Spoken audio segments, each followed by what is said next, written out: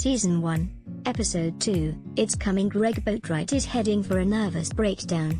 If that wasn't obvious after the series premiere last week, in which his favorite call girl gave him an X-rated 60th birthday present and he regaled his party guests with a speech disavowing his life's work, it certainly is now. Midway through this week's episode, Greg orders his young philosophy students to put away their laptops and smartphones so that he can deliver another deeply pessimistic monologue. This time, the subject is empathy. Imagine, he instructs them, that I am a man of immense wealth and power, who could do a lot of good things for a lot of people, and the world. But because of my crippling self-loathing, I just keep taking more of everything for myself. If you can imagine such a person exists. Bitter laughter fills the room, and what was implicit in the premiere becomes explicit.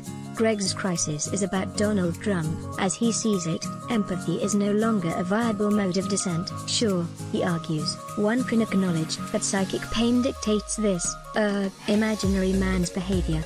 But acknowledging that distress accomplishes nothing besides lulling a person into complacency. Are you suggesting that we not strive to choose empathy over fear? Asks his nervous teaching assistant. Because that's kind of the cornerstone of your philosophy.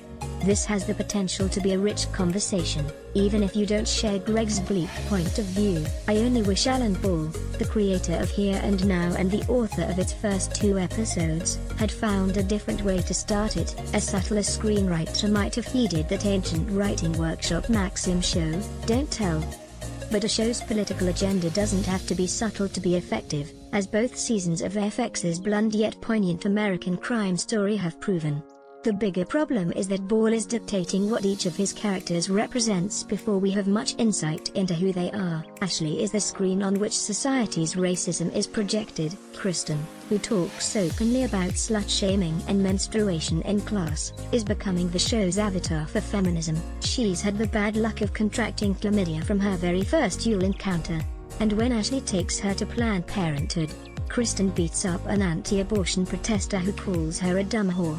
Both sisters get arrested, but while the cops goof around with Kristen, who finds the whole experience exhilarating, a female officer humiliates Ashley, forcing her to remove her wig, questioning her about her expensive purse and cracking that the tampon she finds inside it explains Ashley's bad